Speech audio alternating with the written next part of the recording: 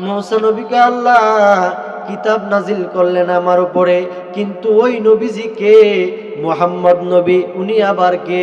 আমার আল্লাহ বলেন, মুসা রে, আমি আল্লাহকে দেখার জন্য চেষ্টা করলা, কিন্তু আমি আল্লাহর নূরের তাজাল্লি সহ্য করতে পারো নাই। মুসা তুমি শুনে রাখো, ইনি হচ্ছেন আমার বন্ধু হাবিবুল্লাহ, যে দয়াল নবীজিকে আমি আল্লাহ স্বয়ং দাওয়াত করে আমি আল্লাহর দিদারে নিয়ে আসব।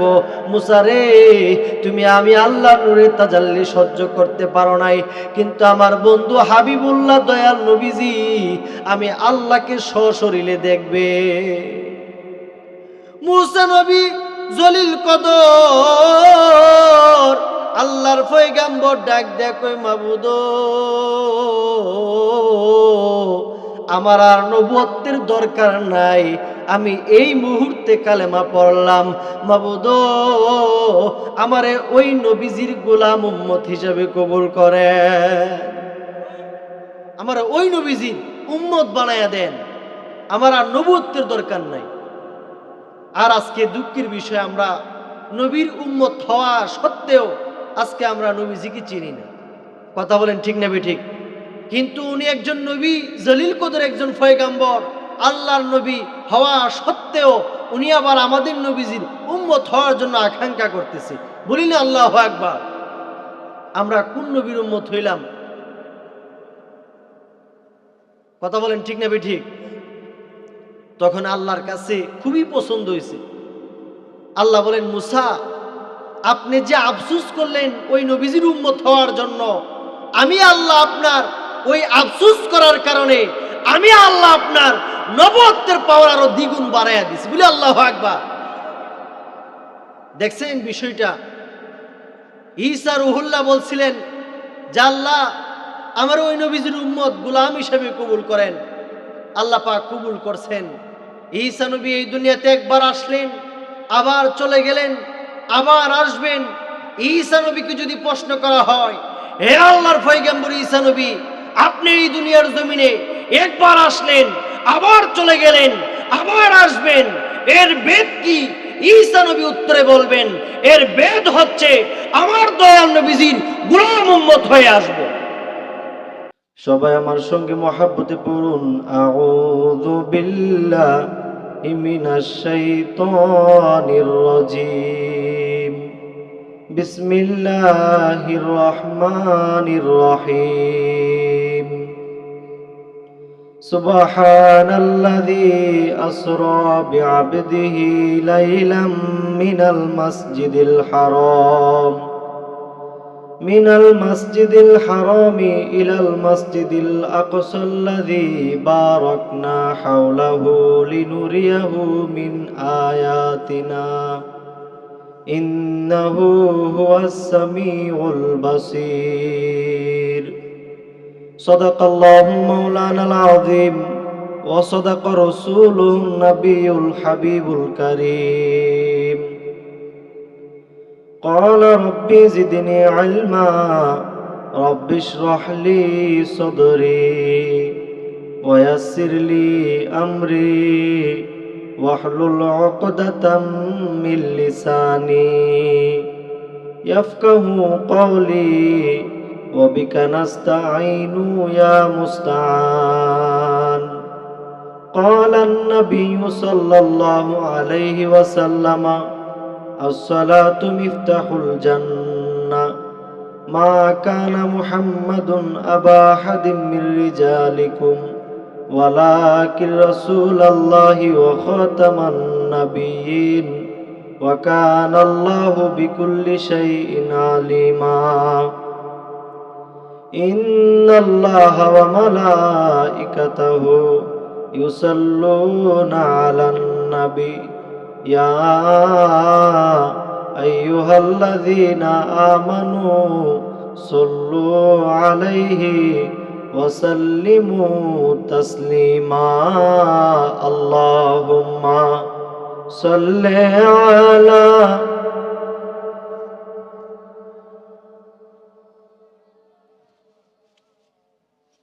وعلى آل سيدنا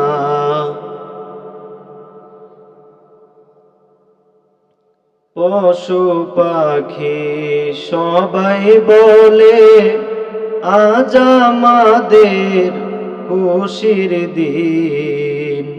পশু পাখি সবাই বলে আজ আমাদের খুশির দিন। এই ধরাতে তশরিফ আনলেন রহমাতাল লিল আলামিন। আল্লাহুম্মা সাল্লি আলা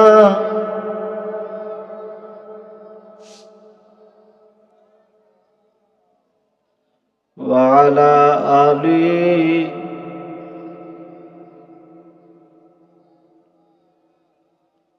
সালাতুন ইয়া রাসূলাল্লাহ আলাইকুম সালামুন ইয়া হাবিবাল্লাহ। চশমে রোশন কুঞ্জে খাকে আউলিয়া, চশমে রোশন কুঞ্জে খাকে আউলিয়া। তাবিবিনী ইবতিদাতা ইন্তেহা সালাতুনিয়া। সালামুনিয়া গুফতে मूसा বা খুদাদার কোহে তুর।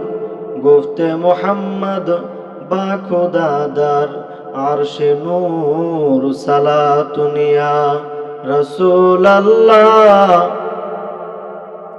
সালামুনিয়া। আল্লাহুম্মা সাল্লি ওয়া সাল্লিম ওয়া বারিক আলাইহি।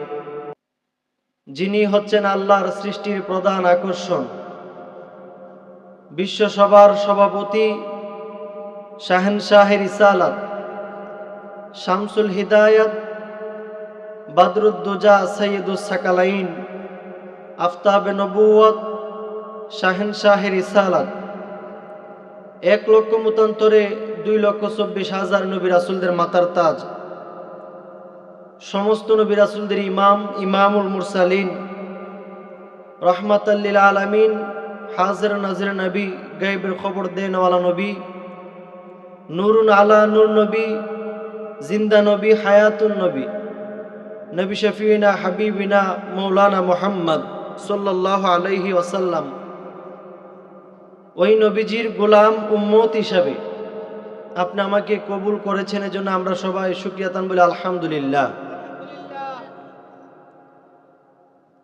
আমার পূর্বে মুহাক্কিক উলামা একরাম আলোচনা করেছেন এবং পীর মাশায়েখ ওনারা খুবই গুরুত্বপূর্ণ আলোচনা করেছেন।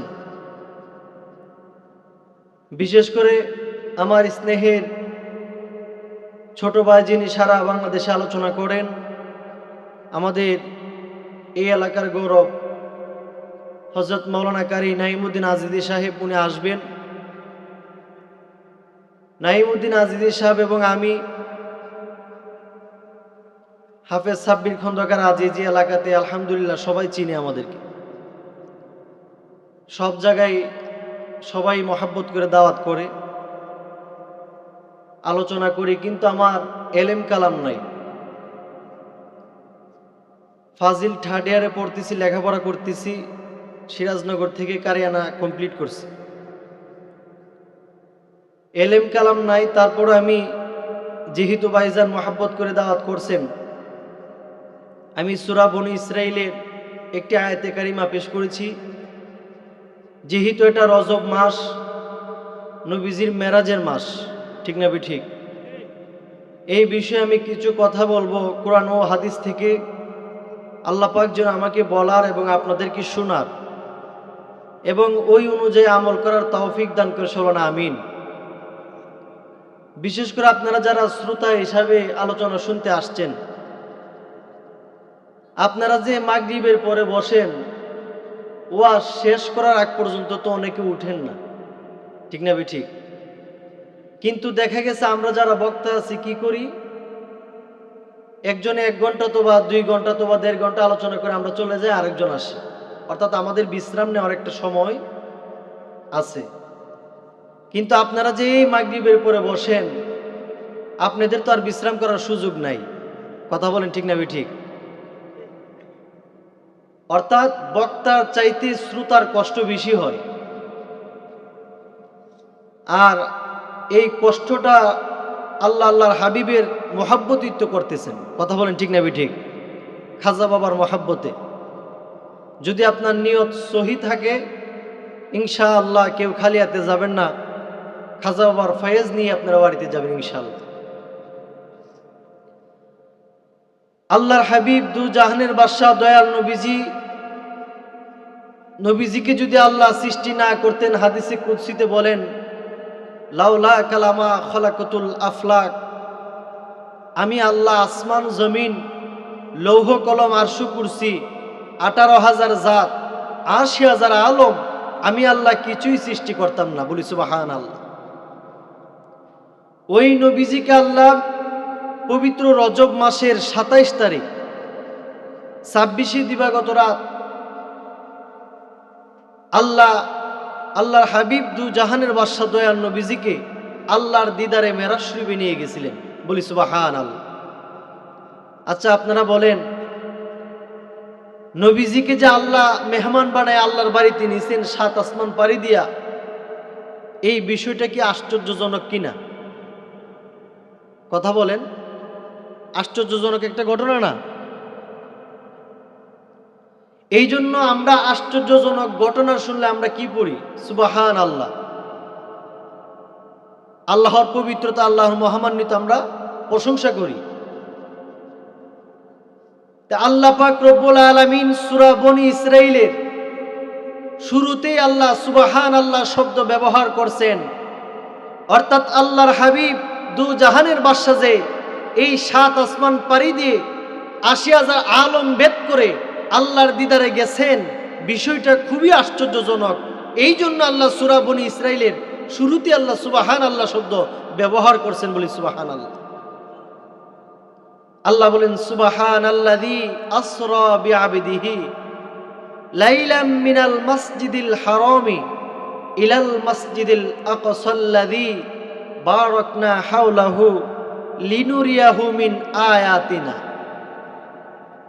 আল্লাহ বলেন, সুবহানাল্লাযী আসরা, বরকতময় রাত্রিতে, লাইলাম মিনাল মাসজিদিল হারাম, বরকতময় রাত্রিতে মসজিদে হারাম থেকে ইলাল মাসজিদিল আকসা, নবীজিকে মসজিদে হারাম থেকে মসজিদে আকসার মধ্যে নিয়েছেন। আর ওই মসজিদে আকসা থেকে উর্দু ভবনে আল্লাহর দিদারে নিয়ে আসছেন। বলি সুবহানাল্লাহ। মসজিদে হারাম কোথায় অবস্থিত? মক্কাতে। কোথায়? মক্কাতে মসজিদে হারাম অবস্থিত। আর ইলাল মসজিদিল আকসা, এই ইলাল আকসা, এই আকসা মসজিদ হচ্ছে ফিলিস্তিনে অবস্থিত। বলি সুবহানাল্লাহ। আপনারা দেখছেন ইসরায়েলি ইহুদিরা ফিলিস্তিনের মুসলমানদেরকে কিভাবে শহীদ করছেন, কিভাবে নির্যাতন করছেন। বিশাল বড় বড় পারমাণবিক বোমা ফেলে আমাদের মুসলমান ভাই বোনদেরকে শহীদ করে দিয়েছে। ঠিক না ঠিক? কিন্তু তারপর ওনারা মাথা নত করেন নাই। তাদের একটাই উদ্দেশ্য, তারা আকসা মসজিদকে ধ্বংস করে দিবেন। আর ফিলিস্তিনি যে আমাদের মা বোনেরা আছে, তাদের ইমানি চেতনা কেমন? ওনারা ওনাদের সন্তানকে বাইতুল মুকাদ্দাস মসজিদুল আকসা রক্ষা করার জন্য ওনাদেরকে রাইফেলের সামনে পাঠাইয়া দেয়। সুবহানাল্লাহ বলবেন না? ওনাদের ইমান আর আমাদের ইমান বেশ কম আছে কি নাই? আমাদের ইমান কেমন? খাজা মঞ্জিলে আল্লাহ রাসূলের কথা হবে, দয়াল নবীজির সম্মান বলা হবে, আউলিয়া একরামদের সম্মান বলা হবে, আল্লাহর গুণকীর্তন করা হবে, আর আমি ঘরের ভিতরে কম্বলটা মুড়ি দিয়া ঘুমাই থাকবো। কথা বলেন ঠিক না ঠিক? উনাদের ইমান আর আমাদের ইমান বেশ কম আছে কি নাই? কথা বলেন না, আছে কি নাই? নবী পাক সাল্লাল্লাহু আলাইহি ওয়াসাল্লামকে মেরাজে নিছিলেন আল্লাহর দিদারে। আল্লাহ পাক 1 লক্ষ মতান্তরে 2,24,000 নবী রাসূল দুনিয়াতে পাঠাইছেন, কিন্তু কোন নবী রাসূল সশরীরে আল্লাহকে দেখেন নাই। দেখছেন? যেমন জলিল কদর আল্লাহর পয়গম্বর মুসা কালিমুল্লাহ প্রত্যেক দিন আল্লাহর সাথে 1000 সওয়াল করতেন, কিন্তু কোনোদিনও সশরীরে আল্লাহকে দেখে নাই। গুফতে মুসা বা খুদা দার কুহে তুর, গুফতে মুহাম্মদ বা খুদা দার আরশে নূর। মুসা কালিমুল্লাহ জলিল কদর আল্লাহর পয়গম্বর প্রত্যেক দিন আল্লাহর সঙ্গে 1000 সওয়াল করে বাজানো, কিন্তু কোনোদিন আমার আল্লাহকে সশরীরে দেখে নাই। মুসা নবী কুহে তুরে যায়, যায়া বাজান আমার আল্লাহর সঙ্গে কথা বলে। খেজুর গাছের নিচে মুসা কালিমুল্লাহ দাঁড়ায়া আমার আল্লাহর সঙ্গে কথা বলেন, আর আমার আল্লাহর কথার জবাবগুলা খেজুর গাছের আগা থেকে বের হয়ে আসে। মুসা কালিমুল্লাহ জলিল কদর আল্লাহর পয়গম্বর মুসা নবী একদিন অতি আবেগ নিয়া খেজুর গাছের মধ্যে জড়ায়া ধরছেন। জড়ায়া ধরা বলতেছেন, মাবুদ আপনারে দর্শি আর ছাড়ব না। সুবহানাল্লাহ বলি, আপনারে দর্শি আর ছাড়ব না। আল্লাহ বলেন, হে মুসা আপনি কি আমারে ধরছেন নাকি খেজুর গাছরে ধরছেন? তাকায় দেখতেছি জড়ায়া খেজুর গাছরে ধরে রাখছে। সুবহানাল্লাহ বলেন। মুসা কালিমুল্লাহ বলেন, আল্লাহ আপনার সাথে কথা বলে আমার এত স্বাদ লাগে, আর আপনার যদি একটু দেখতাম না জানি কত স্বাদ লাগতো। জুড়ে বলি সুবহানাল্লাহ। তুমি রহমান, তুমি মেহেরবান, সবে বলি তুমি রহমান, তুমি মেহেরবান। অন্ধ গাহে না শুধু তোমার গুণগান, বুঝেও বুঝে না তবু শান। তুমি রহমান, তুমি মেহেরবান, তুমি রহমান, তুমি। এই জন্য বাজান আমার কথার দিকে একটু মনোযোগ। মুসা কালিমুল্লাহ জলিল কদর আল্লাহর পয়গম্বর কোনোদিনও আল্লাহকে সশরীরে দেখে নাই। একদিন আমার আল্লাহকে বলেন, রব্বে আরনি, আল্লাহ আমার একটু দেখা দেন। আমার আল্লাহ বলেন, হে মুসা লান তারনি, আমি আল্লাহকে দেখা সম্ভব না। মুসা নবী বারবার আল্লাহকে বলেন, আল্লাহ একটু দেখা দেন। বলি সুবহানাল্লাহ। আমার আল্লাহ ডাক দিয়া কই, মুসা রে, ও মুসা তুমি যে আমারে দেখতে চাও, তুমি তো আমার নূরের তাজাল্লি সহ্য করতে পারবা না। সুবহানাল্লাহ বলি। মুসা নবী বারবার আমার আল্লাহর দরবারে ফরিয়াদ করেন, মাবুদ আল্লাহ রব্বি আরনি, একটু দেখা দেন, দেখা দেন। আমার আল্লাহ বলেন, মুসা ঠিক আছে, তোমার যেহেতু দেখার জন্য এত আশা, আগামীকালকে তুমি তুর পাহাড়ে চলে আসবা। সুবহানাল্লাহ বল। মুসা কালিমুল্লাহ জলিল কদর আল্লাহর পয়গম্বর মুসা নবী হুজরাতে গেলেন, যায় ওনার উম্মতদেরকে জানায়া দিলেন, উম্মতেরা রে, আল্লাহর দিদারে যাব, তোমাদেরকে জানায়া দিলাম আল্লাহ তোমাদের উপরে একটা কিতাব নাজিল করবে, যেই কিতাবটার নাম হচ্ছে তাওরাত কিতাব। কি কিতাব? তাওরাত কিতাব। তাওরাত কিতাব হচ্ছে 70 পারা। কত পারা? 70 পারা। কোরআন শরীফ কত পারা? 30 পারা। কোরআন শরীফের সবচেয়ে বড় সূরার নাম কি? সূরাতুল বাকারা। আর এই 70 পারা তাওরাত কিতাব এত বড় কিতাব, সূরা বাকারা কোরআন শরীফের সবচেয়ে বড় সূরা। আর তাওরাত কিতাবের এক একটা আয়াত কোরআন শরীফের সূরা বাকারার সমান, বলি সুবহানাল্লাহ। এখন বোঝেন কত বড় কিতাব। এই কিতাবটা নাজিল করছে বিশাল বড় বড় পাথরের মধ্যে। এক একটা পাথর হচ্ছে 40 মণ ওজন। আল্লাহু আকবার বলি। কত মণ ওজন? এক একটা, এই পাথরের নাম হচ্ছে জমরুদের পাথর। কি পাথর? জমরুদের পাথর। এক একটা পাথর 70 মণ ওজন।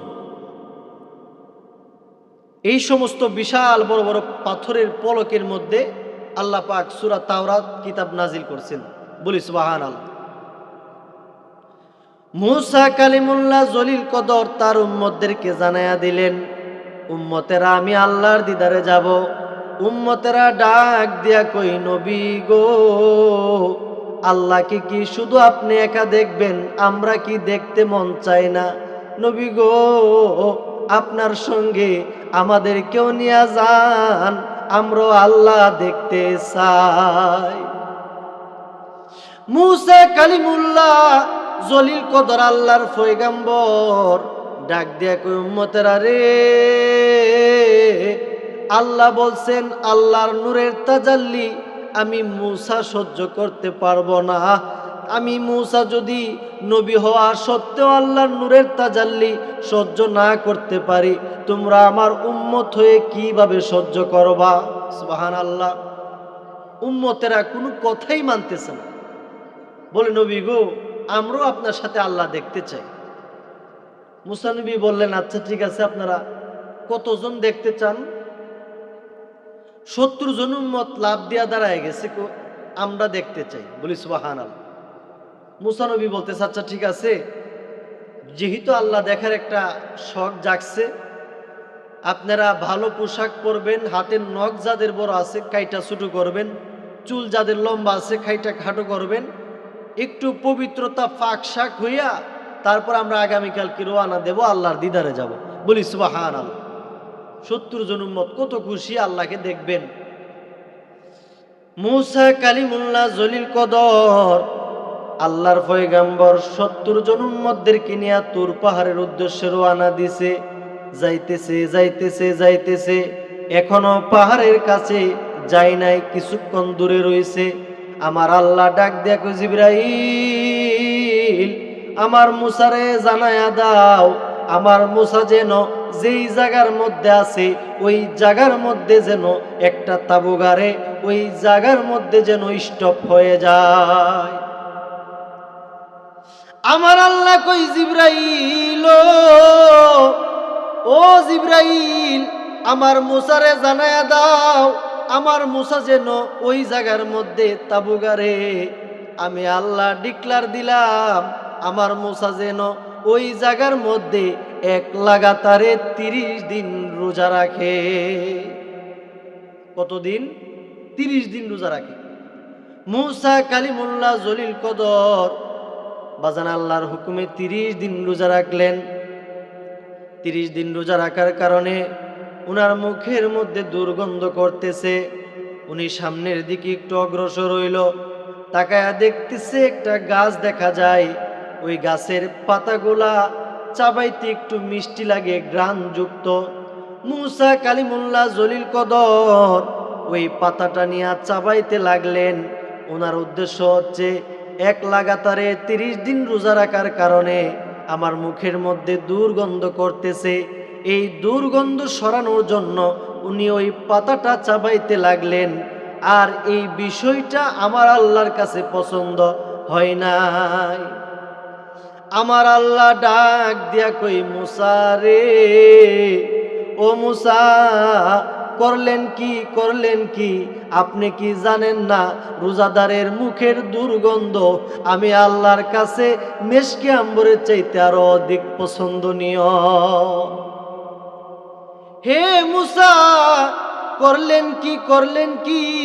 আমি আল্লাহর কাছে এটা পছন্দ হয় নাই।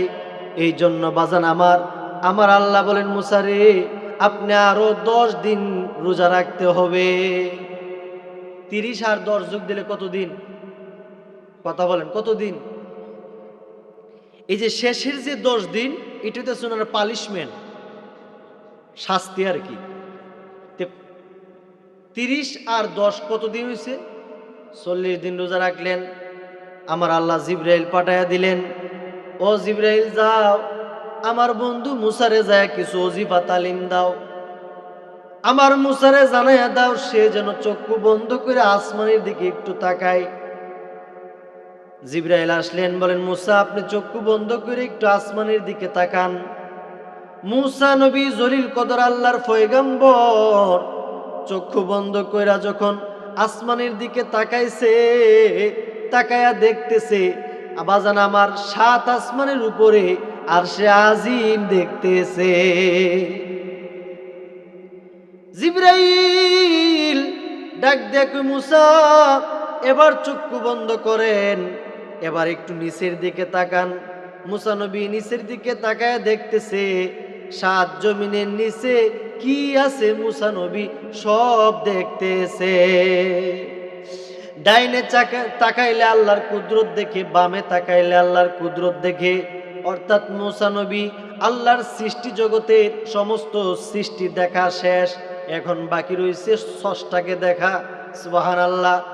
মুসা নবী সৃষ্টি দেখলেন, সৃষ্টি দেখার শেষ।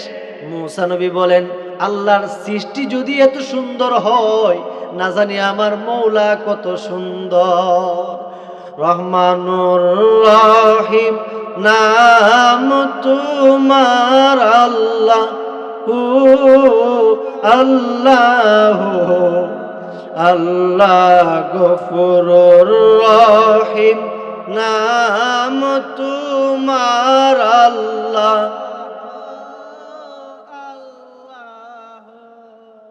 আল্লাহ সামিউম বাসির নাম তোমার আল্লাহ,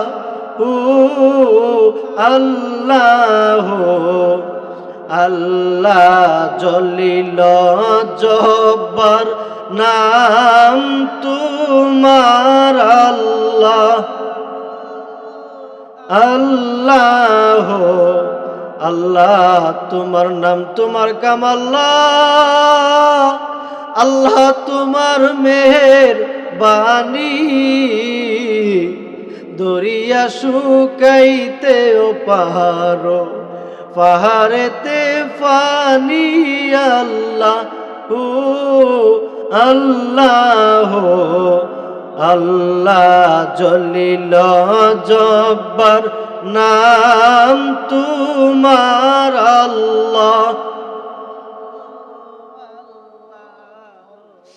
বাজান আমার কথার দিকে একটু মনোযোগ। মুসা কালিমুল্লাহ এবার আল্লাহকে দেখার জন্য আরো পাগল হয়ে গেছে, বারবার বলতেছে রব্বি আরনি, আল্লাহ দেখা দেন। আমার আল্লাহ কি করলেন? 70,000 নূরের পর্দার মধ্যে সুই পরিমাণ একটু ভেদ করলেন, ভেদ করে যখন নূরের তাজাল্লি দেওয়া শুরু করলেন, বাজানো নূরের তাজাল্লিতে বাজান আমার এই তুর পাহাড়টা একদম চূর্ণ বিচ্ছিন্ন হয়ে গেছে। বাজান আমার মুসা কালিমুল্লাহ উনি অজ্ঞান হয়ে নিচে পড়ে গেছে। মুসা নবীর সঙ্গে 70 জন উম্মত ছিল, তারা পাহাড়ের নিচে ছিল। এই 70 জন উম্মত আল্লাহর নূরের তাজাল্লি সহ্য না করতে পেরে তারা ওইখানে ডাইরেক্টলি মারা গেছে। 70 জন উম্মত পাহাড়ের নিচে মরে গেছে আল্লাহর নূরের তাজাল্লি সহ্য না করতে পেরে। আর মুসা কালিমুল্লাহ কি হয়েছে? অজ্ঞান হইয়া পাহাড়ের মধ্যে শুয়ে গেছেন। অনেকক্ষণ পর ওনার জ্ঞান ফিরছে। আমার আল্লাহ কই মুসা আপনি আমারে দেখছেন নি? কই আল্লাহ আপনারে দেখার স্বাদ মিটা গেছে। সুবহানাল্লাহ বলি। এবার মুসা নবী নিচের দিকে তাকায় দেখতেছেন 70 জন উম্মত তারা ময়রা ফয়রা রইছে। আল্লাহকে ডাক দেখো, আল্লাহ আপনি তাদেরকে জীবিত কইরা দেন, না হলে আমার নবুয়তের মধ্যে একটা কলঙ্কের দাগ লাগবে।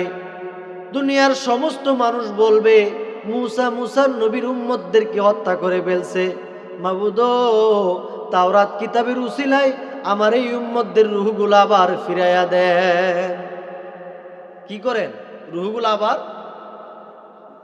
যেমন হক, উনি তো আল্লাহর একজন পয়গম্বর নবী, কথা বলেন ঠিক না বেঠিক? বলতেছে আল্লাহ আপনি তাদেরকে একটু জীবিত করে দেন, না হলে আমার নবুয়তের মধ্যে একটু কলঙ্কর দাগ লাগবে। কথা বলেন ঠিক না ঠিক? তখন আল্লাহ পাক এই 70 জন উম্মতকে আবার জিন্দা করে দিয়েছে। বলি সুবহানাল্লাহ। মুসা নবী ডাক দেখ উম্মতেরা, আপনারা কি আল্লাহরে দেখছেননি? ডাক দেখ নবী গো, আল্লাহকে দেখার জন্য তাকাইছিলাম, কিন্তু আল্লাহর নূরের তাজাল্লি সহ্য করতে পারি নাই। আল্লাহর নূরের তাজাল্লি সহ্য না করতে পেরে আমরা অজ্ঞান হয়ে গেছি। মুসা নবী বলতেছেন, আপনারা অজ্ঞান হন নাই, আপনারা ডাইরেক্ট মারা গেছেন। আল্লাহর কাছে ছায়া আবার রুহগুলা ফিরে আনছে। বলি সুবহানাল্লাহ। মুসা কালিমুল্লাহ বলতেছেন, আল্লাহ আপনারে দেখার স্বাদ মিটা গেছে, এখন আপনি আমার উপরে যেই কিতাবটা নাজিল করবেন ওই কিতাবটা আমার উপরে নাজিল করে দেন। বলি সুবহানাল্লাহ। আমার আল্লাহ মুসা নবীর উপরে 70 পারা তাওরাত কিতাব নাজিল করলেন। বাজান আমার, তাওরাত কিতাবের মধ্যে তাকায় দেখতেছে আমার দয়াল নবীজির নাম মুবারক দেখা যায়। এমন একজন লাইলি আছে ববে, মজনু স্বয়ং পাক আল্লাহ, তোমরা কি তার নাম জানো না? মুহাম্মদ রাসূলুল্লাহ, তোমরা কি তার নাম জানো না? মুহাম্মদ রাসূলুল্লাহ। চিৎকার মেরে বলি সুবহানাল্লাহ। এই জন্য আমি যে বিষয়ে কথা বলতেছি মেরাজ, ওই বিষয়ে আবার চলে যাই। বাজান আমার, আপনারা বলেন মুসা নবী কি সশরীরে আল্লাহর দেখতে পারছেনি? কথা বলেন, দেখতে পারছে? সশরীরে দেখেন নাই। রজব মাসের 27 তারিখ যখন আসলেন, আল্লাহর হাবিব দু জাহানের বাদশা খুবই কষ্টের মধ্যে আছিলেন। কেন কষ্টের মধ্যে ছিলেন? কাফেররা নবীজিকে টিটকারি মস্কারি করে, ইহুদিরা নবীজিকে টিটকারি মস্কারি করে। নবীজির প্রথম নামাজের কিবলা ছিল বাইতুল মুকাদ্দাস। কথা বলেন ঠিক না ঠিক? আল্লাহ বলেন, ফাওয়াল্লি ওয়াজহাকা শাতরাল মসজিদুল হারামি ইলাল মসজিদুল আকসা। নবীজি যখন প্রথম কিবলা ছিলেন বাইতুল মুকাদ্দাসের দিকে, ফিলিস্তিনে যে মসজিদটা অবস্থিত, ইহুদিরা বলেন, আব্দুল্লাহর বেটা মোহাম্মদ, আমাদের ধর্ম ভালো লাগে না, কিন্তু আমাদের কেবলা তো ভালো লাগে। নাউযুবিল্লাহ বলবেন না? সঙ্গে সঙ্গে আল্লাহ বলেন, বন্ধু আমার হাবিবুল্লাহ, আপনি কেবলা পরিবর্তন করেন। ফাওয়াল্লি ওয়াজহাকা শাতরাল মসজিদুল হারাম ইলাল মসজিদুল আকসা, আজকে থেকে আপনার কেবলা হচ্ছে মসজিদুল হারাম। জুড়ে বলি সুবহানাল্লাহ। আমাদের প্রথম কেবলার নাম কি? বাইতুল মুকাদ্দাস, যেটাকে বলা হয় আকসা। দ্বিতীয় কেবলার নাম কি? মসজিদে হারাম, কাবা শরীফে অবস্থিত। কথা বলেন ঠিক না ঠিক? মুক্তারা হাজরিন, নবী পাক সাল্লাল্লাহু আলাইহি সাল্লাম রজব খুবই কষ্টের মধ্যে আছিলেন। ইহুদিরা টিটকারি মস্কারি করে। নবীজি এশারের নামাজ পড়ে যখন ঘুমাইলেন, অনেকে বলেন যে নবীজি উম্মে হানির ঘরে ছিলেন। আসলে কোরআনের মধ্যে উম্মে হানির ঘর উল্লেখ নয়, এবং হাদিসও আমি পাই নাই। উল্লেখ ছিল কোরআন শরীফে আল্লাহ বলছেন, সুবহানাল্লাযী আসরা বিআবদিহি লাইলাম মিনাল মসজিদিল হারামি, বরকতময় রাত্রিতে মসজিদে হারাম থেকে ইলাল মসজিদিল আকসা, মসজিদে আকসার মধ্যে গেছেন। তারপরে ঊর্ধ্ব ভবনে আমি আল্লাহর দিদারে আসছেন। বলি সুবহানাল্লাহ। নবীজি যখন অর্থাৎ হেরেম শরীফের কাছেই ছিলেন, জায়গাটার নাম হচ্ছে কাবায়ে হাতেম। হাতেম নামক একটা স্থানের মধ্যে নবীজি অবস্থান করছিলেন। নবীজি যখন ইশারের নামাজ পড়ে ঘুমাইয়া গেলেন, আপনারা বলেন নবীজির কি কোনো ঘুম আছে? কথা বলেন না, ঘুম আছে? শরীয়তে যদিও নবীজি ঘুমায়, কিন্তু হাকিকতে নবীজির কোনো ঘুম নাই। কিতাবের নাম হচ্ছে আন-নিয়ামাতুল কুবরা। কিতাবটা লেখছেন আল্লামা ইবনে হাজার হাইতামি রহমতুল্লাহ আলাই। উনি উনার কিতাবের মধ্যে বলেন, উনি উনার কিতাবের মধ্যে নবীজির অনেক মজেজা লেখছেন। এর মধ্যে একটা মজেজা হচ্ছেন, নবীজি যখন ঘুমায় থাকতেন, নবীজির কলব মুবারক ঘুমাইতো না। অর্থাৎ নবীজি ঘুমের মধ্যে কলব দ্বারা নবীজি সব দেখতে পাইতেন। আপনারা যে মাহফিলে আইছেন নবীজি দেখে কি না? কথা বলেন বাজান, দেখিনি? মাওয়াহিবুল আদুনিয়ার হাদিস, ইন্নাল্লাহা ক্বাদ রাফা আলিদ দুনিয়া ফানা আনজুরু ইলাইহা ওয়া ইলা মা হুয়া কাইনুন ফিহা ইলা ইয়াউমিল কিয়ামাতি কাআন্নামা আনজুরু ইলা কাফফি। মাওয়াহিবুল আদুনিয়ার হাদিস, যে দুনিয়াতে যা হচ্ছে এবং কিয়ামত পর্যন্ত যা হবে, আল্লাহর হাবিব দু জাহানের বাদশা দয়াল নবীজি হাতের তালুর মতন সব দেখতে পান। এবং ইন্না আরসালনাকা শাহিদাও ওয়া মুবাশশিরা ওয়া নাযীরা, এবং কাল কিয়ামতের ময়দানে আপনি আমার আমলের সাক্ষ্যদাতা হবেন দয়াল নবীজি। জুড়ে বলি সুবহানাল্লাহ। আল্লাহ বলেন, ওয়াকুল ইয়ামালু ফাসায়ারাল্লাহা আমালাকুম ওয়া রাসূলুহু ওয়াল মুমিনুন। ওয়াকুল ইয়ামালু ফাসায়ারাল্লাহা আমালাকুম, বহু বচন, অর্থাৎ আমাদের আমল, আমাদের নামাজ, আমাদের রোজা, আমাদের হজ, আমাদের যাকাত, আমাদের টুপি, আমাদের ফাগরি, আমাদের পাঞ্জাবি, আমাদের জুব্বা, আমাদের আসকানি, আমাদের মিসওয়াক, আমাদের সমস্ত আমল আমল আমল ও রসুলুহু, রসুলে দেখেন, ওয়াল মুমিনুন, বাবা শাহজালাল দেখেন, শাহফরান দেখেন, সৈয়দ নাসিরউদ্দিন সিফাসালা দেখেন, হুজুর গৌসে পাক দেখেন, খাজা বাবা দেখেন, কুতুবউদ্দিন বখতিয়ার কাকি দেখেন, নিজামউদ্দিন আউলিয়া দেখেন, হুজুর কাশেম বাগদাদি দেখেন, সমস্ত হক্কানি ওলি আল্লাহ দেখেন। তুই হাত তুলবেন, ঠিক না বেঠে? এটা কি আমার বানানো কথা না কোরআনের আয়াত? কথা বলেন, আমার বানানো আয়াত না কোরআনের আয়াত? এই জন্য বাজান সাবধান, শেষ জমানা। নবীজি বলেন, ইয়াকুনু ফি আখিরিজ জামানি দাজ্জালুনা কাযাব। শেষ জমানার মধ্যে কিছু দাজ্জাল বাহির হইব, তারা সিরতে সুরতে লেবাসে আলেম থাকবে। তারা তোমাদের সামনে এমন হাদিস বলবে যে হাদিস তোমাদের বাপ দাদা কেউ শুনে নাই। কথা বলেন, ঠিক না ঠিক? মুক্তারা হাজরিন, নবীজি এশার নামাজ পড়ে যখন ঘুমাইলেন, আমার আল্লাহ জিবরাইলকে পাঠাইয়া দিলেন, হে জিবরাইল, আপনি যান আমার বন্ধুরে যায়া দাওয়াত করেন, এই মুহূর্তে যেন আমার বন্ধু হাবিবুল্লাহ আমার দিদারে চলে আসে। বলি সুবহানাল্লাহ। জিবরাইল উনি আল্লাহর হুকুম পায় আসলেন। আল্লাহ বলেন, জিবরাইল সাবধান, বিয়াদবি যেন না হয়। আগে যায়া দেখবা আমার বন্ধু কি আছে, যদি ঘুমায়া থাকে আমার বন্ধুর কদম মুবারকে চুমা খাইবা। বলি না সুবহানাল্লাহ। এই জন্য কদমে চুমা খাওয়া জিবরাইলের সুন্নত। এবং কি সাহাবা একরাম নবীজির কদম মুবারকে চুমা খাইতেন, হাতের এই জায়গার মধ্যে চুমা খাইতেন। কথা বলেন, ঠিক না ঠিক? বাজান আমার, জিবরাইল সচরাচর দরজা দিয়া ঢুকত, কিন্তু ওই দিন একটু ভিন্নভাবে ঢুকছে। আপনার যে ছাদ আছে না, এই ছাদের এই ছাদটারে বেদ কইরা জিবরাইল ডাইরেক্টলি ঘরের ভিতরে প্রবেশ করছে। বলি সুবহানাল্লাহ। দেখতেছি নবীজি হুজরাতে ঘুমায় আছে। আয়সা কিভাবে ডাক দিবেন, যদি বিয়াদবি হয় শেষ। নবীজির কদম মুবারকে চুমা খাইলেন। জুড়ে বলি সুবহানাল্লাহ। আমার দয়াল নবী কামলাওয়ালা নবীজি বলেন, জিবরাইল এত গভীর রাত্রে কেন আসলেন?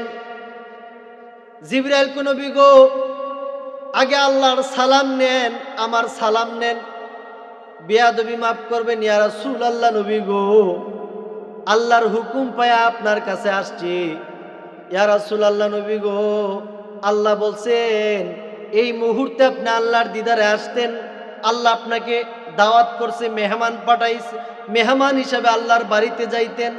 বলি সুবহানাল্লাহ। আমার দয়াল নবী কামলাওয়ালা নবীজি ডাক দেখবে, জিবরাইল, আমি যে আল্লাহর দিদারে যাব, আমার গুনাহগার উম্মতদেরকে কার কাছে রাইখা যাব? হে জিবরাইল, আমি যে আল্লাহর দিদারে যাব, আমার গুনাহগার উম্মতদেরকে কার জিম্মাতে রাইখা যাব? জুড়ে বলি সুবহানাল্লাহ। তখন নবীজি বললেন যে, হে জিবরাইল, আমি আমার উম্মতকে কার জিম্মায় রেখে যাব? তখন আল্লাহ বলতেছেন, হে জিবরাইল, আপনি আমার বন্ধু হাবিবুল্লাহকে জানায়া দেন, আমার বন্ধু হাবিবুল্লাহ আমার দিদারে আসবেন, যতক্ষণ পর্যন্ত আমার কাছে থাকবেন ততক্ষণ পর্যন্ত আল্লাহর হাবিব দু জাহানের বাদশা দয়াল নবীজির উম্মতের জিম্মাদার স্বয়ং আমি আল্লাহ হয়ে গেছি। যদি বলি সুবহানাল্লাহ। আল্লাহু আকবার। খাজা মঞ্জুর দরবার শরীফ, নারে তাকবীর। এবার জিবরাইল আসলেন, আয়েশা আমার দয়াল নবী কামলাওয়ালা নবীজিরে দাওয়াত করলেন। উনি বেহেশতে চলে গেলেন নবীজির জন্য বুরাক আনার জন্য। কি আনার জন্য? দয়াল নবী কামলাওয়ালা নবীজি আল্লাহর দিদারে যাবেন।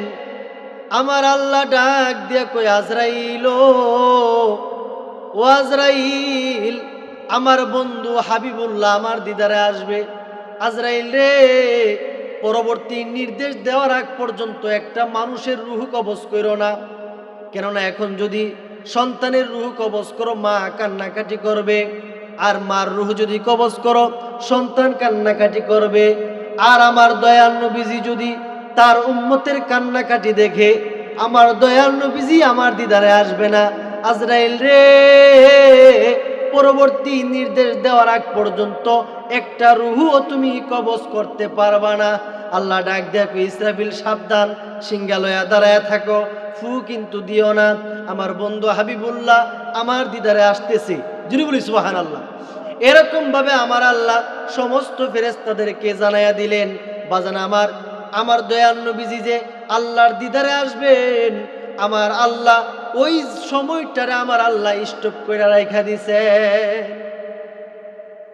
কি করছেন? স্টপ করে রাখা দিছে। আমার আল্লাহ দয়াল নবীজিকে কি করলেন বাজান আমার? এবার 40,000 বুরাক লাইন ধরে দাঁড়ায় আছেন। কোন বুরাকটা নবীজির জন্য নিয়ে যাবেন? জিবরাইল তাকায় দেখতেছেন একটা বুরাক, তার শরীরে তেমন গুস্ত নাই, মাথাটা নিচের দিকে দিয়া কাঁদতেছে। জুড়ে বলি সুবহানাল্লাহ।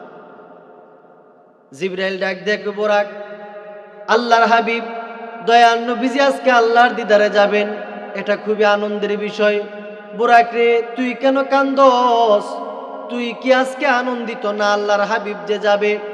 বুরাক ডাক দেখো, জিবরাইল, আমি এই জন্য কান্দি না, আমি কাঁদতেছি সমস্ত বুরাকদের মধ্যে আমি একটু নিরস, আমার তেমন গুস্ত নাই।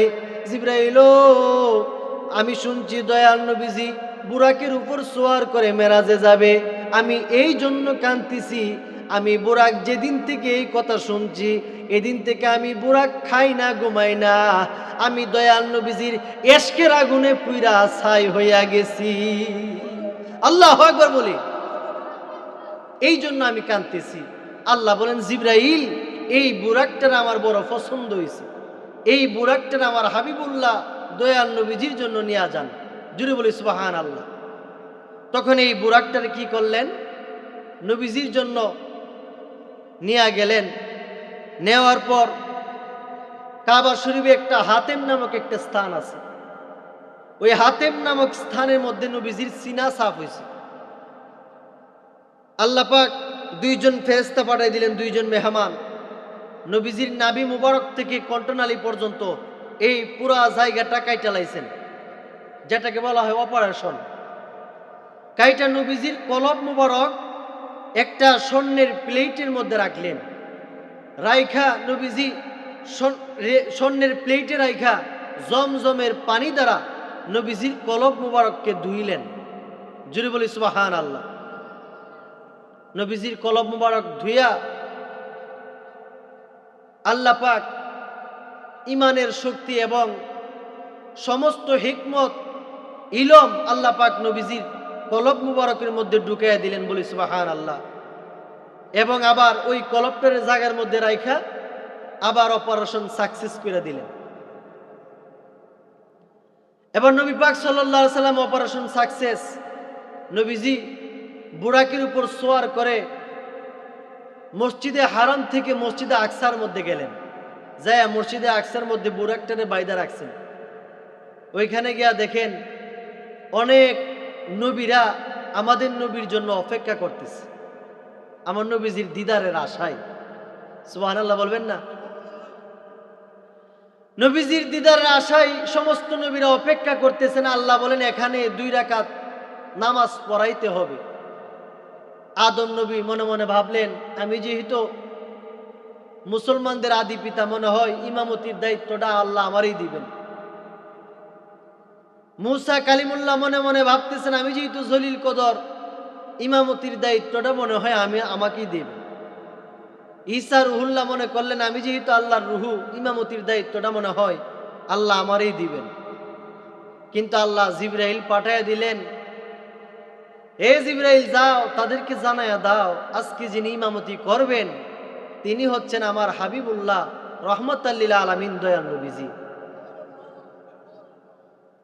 নবী পাক সাল্লাল্লাহু আলাইহি ওয়াসাল্লাম গেলেন, 2 রাকাত নামাজ পড়াইলেন। ইমামতির দায়িত্ব আল্লাহ আমার নবীজিকে হস্তান্তর করলেন। এই জন্য নবীজি ছিলেন ইমামুল মুরসালিন। এই জন্য কি ছিলেন? ইমামুল মুরসালিন। হুজুর নিয়ে আইন, হুজুর নাইমুদ্দিন আজিজের নিয়ে। তো বাজান আমার, আমি যে কথা বলতেছিলাম, নবী পাক সাল্লাল্লাহু আলাইহি সাল্লাম 2 রাকাত নামাজ পড়ালেন, ইমামতি করলেন। এবার নবীজি উর্দু ভবনে আল্লাহর দিদারে আসতেছেন। আসার পর নবীজি যখন সিদরাতুল মুনতাহা আসলেন, এখান থেকে প্রথম আসমান হচ্ছে 500 বছর রাস্তা। কত বছরের? 500 বছর রাস্তা। দ্বিতীয় আসমান আরো 500 বছর রাস্তা। তৃতীয় আসমান আরো 500 বছর রাস্তা। এরকম ভাবে দয়াল নবী কামলেওয়ালা নবীজি যাইতে যাইতে সিদরাতুল মুনতাহা গেলেন। বাজান আমার, বুরাক ফেল হয়ে গেছে, আমার আল্লাহ রফ রফ পাঠাইয়া দিলেন। রফ রফ ফেল হয়ে গেছে, সমস্ত ফেরেশতারা ফেল। জিবরাইল কয়, আল্লাহ আমার 70,000 ডানা আছে, আমি যদি আরেকটু উপরে উঠি আল্লাহ নূরের তাজাল্লিতে আমার সবগুলো ডানা পুড়ে ছাই হয়ে যাবে। আমার দয়াল নবী কামলাওয়ালা নবীজি বাজান আমার 7 আসমানের উপর সিদরাতুল মুনতাহা। সিদরাতুল মুনতাহা থেকে আর 500 বছর রাস্তা হচ্ছে আলমে নাসুদ। আলমে নাসুদ থেকে আর 500 বছর রাস্তা হচ্ছে আলমে মালাকুত। আলমে মালাকুত থেকে আর 500 বছর রাস্তা হচ্ছে আলমে কায়নাত। আলমে কায়নাত থেকে আর 500 বছর রাস্তা হচ্ছে আলমে আহাদ।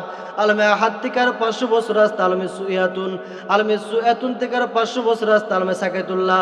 আলমে সাকাতুল্লাহ থেকে আর 500 বছর রাস্তা আলমে বরকতুল্লাহ। আলমে বরকতুল্লাহ থেকে আর 500 বছর রাস্তা আলমে রহমতুল্লাহ।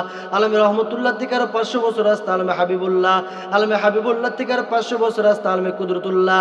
এইভাবে যাইতে যাইতে যাইতে যাইতে 80,000 আলম ভেদ করার পরে আরো 70,000 নূরের পর্দা আছে। ওই 70,000 নূরের পর্দা অতিক্রম করে আপনি আমার দয়াল নবীজি আল্লাহর দিদারে মেরাজে গেছে। 80,000 আলম ভেদ করার পরে আরো 70,000 নূরের পর্দা অতিক্রম করে আল্লাহর দিদারে গেছেন। নবীজির সূরত কয়টা? নবীজির সূরত হচ্ছে 3টা। কয়টা? নবীজির সূরত 3টা। একটা হচ্ছে সূরতে বাশারি। সূরতে বাশারি মানে মানুষের সূরত। আর সূরতে মালাইকা মানে ফেরেশতাদের সূরত। আর একটা হচ্ছে সূরতে হাকিকি, অর্থাৎ হাকিকি মানে আল্লাহর কুদরতি সূরত। নবী পাক সাল্লাল্লাহু আলাইহি সাল্লাম যখন বাজান আমার গেলেন, 70,000 নূরের পর্দা অতিক্রম করে আল্লাহর দিদারে গেছিলেন। সর্বশেষে তো বুরাকও ফেল, রফরফও ফেল, সমস্ত জিবরাইল ফেরেশতারা ফেল। তখন আমার আল্লাহ আমার দয়াল নবীজি হাকিকি সূরত লাগায় আল্লাহর দিদারে গেছিলেন। জুড়ে বলি সুবহানাল্লাহ। আল্লাহর দিদারে যাওয়ার পর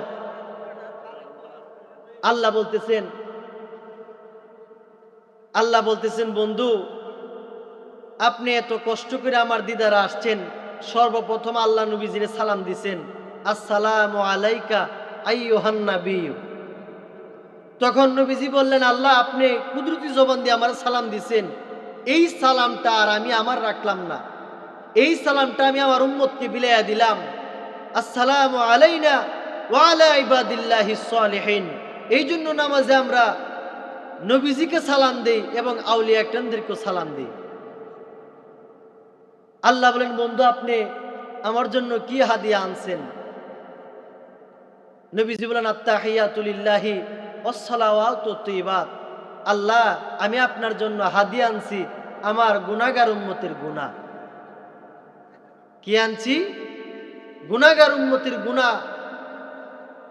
নবী পাক সাল্লাল্লাহু আলাইহি সাল্লাম আল্লাহর দিদারে গেছেন এত কষ্ট করে, তারপরও উম্মতকে ভুলে নাই। কথা বলেন ঠিক না ঠিক? আর আজকে আমরা উম্মতে নবীরে বইলা ফেলছি। কথা বলেন ঠিক না ঠিক? বাজান আমার, নবীজিকে আল্লাহ কিতাবে দেখলাম 2টা গ্লাস দিয়েছেন। একটা গ্লাসে শরবত, আরেকটা গ্লাসের মধ্যে হচ্ছে আপনার শরাব। নবী পাক সাল্লাল্লাহু আলাইহি সাল্লাম শরবতের গ্লাসটাই চয়েস করে নিলেন। এই জন্য নবীজির উম্মতের মঙ্গল হয়েছেন। আল্লাহর হাবিব দু জাহানের বাদশা দয়াল নবীজি আল্লাহর সঙ্গে 27 বছর কথা বলছেন। কত বছর? মেরাজের 27 বছর কথা বলছেন। কিন্তু মেরাজ থেকে আসার পর নবীজি যে বিছানা গরম ছিল, আয়েশা বড় ওই গরম বিছানাই পাইছেন। যেই দরজার শিকল লাগায় গেছিলেন, ওই শিকলটা আবার নড়া অবস্থায় এসে পাইছেন। বলি সুবহানাল্লাহ। ওযু করে গেছিলেন, ওযুর পানিটা আবার গড়ানো অবস্থায় এসে পাইছেন। কিন্তু 27 বছর অতিক্রম হয়ে গেছে। আল্লাহু আকবার বলি। সমস্ত কথা হয়েছে, সর্বশেষে আল্লাহ নবীজিরে 50 ওয়াক্ত নামাজ দিছেন। নবীজি বলেন, আল্লাহ আমার উম্মতের এত নামাজ পড়তে পারবেন? কমাইতে কমাইতে 5 ওয়াক্ত নামাজ আনছে। কথা বলেন ঠিক না ঠিক? 5 ওয়াক্ত নামাজও তো বাজান আমরা পড়ি না। 50 ওয়াক্ত নামাজ দিলে উপায় আছিল নি? মসজিদের দ্বারে কাছে যে কেউ বছরে একবারও গেল না, ডরায়া। কথা বলেন ঠিক না ঠিক? এই জন্য নবীজি কমায়া 5 ওয়াক্ত নামাজ আনছে। আল্লাহ বলেন, দুস্ত ও আমার বন্ধু হাবিবুল্লাহ, আমি আপনাকে জানাইয়া দেই, আপনার কোন গুনাহগার উম্মত যদি 5 ওয়াক্ত নামাজ পড়ে, আপনার ওই উম্মতের আমলনামার মধ্যে 50 ওয়াক্ত নামাজ আমি আল্লাহ দিয়া দিই। এই জন্য আসসালাতু মিরাজুল মুমিনিন, নামাজ হচ্ছে মুমিনের মেরাজ। আসসালাতু মিফতাহুল জান্নাহ, নামাজ হচ্ছে বেহেশতের চাবি। এই জন্য নামাজ ছাড়া পীর হওয়া যাবে না। নামাজ অবশ্যই পড়তে হবে।